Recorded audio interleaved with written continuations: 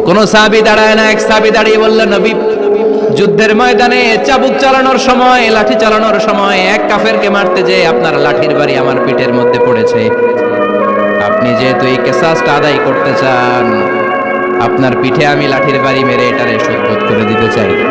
বিশ্বনবী বললেন, ওমর রাখো, এটা বান্দার হক, মিটাতে দাও। বিশ্বনবী বললেন, আসো তুমি এসে আমার পিঠে লাঠি দিয়ে চাবুক দিয়ে বাড়ি মারো।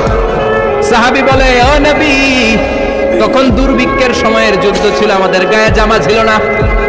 যখন আপনি আমার চাবুকটা পিঠের মধ্যে মেরেছেন, আমার পিঠে তখন জামা ছিল না।